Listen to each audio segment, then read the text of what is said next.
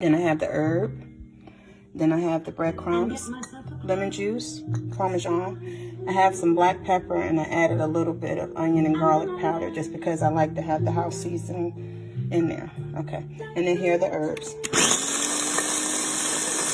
You got your salmon.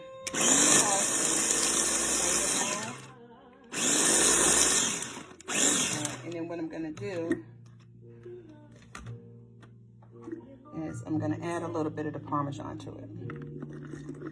Okay, I could take the top off, but I'm trying to hold the phone because I left my device upstairs.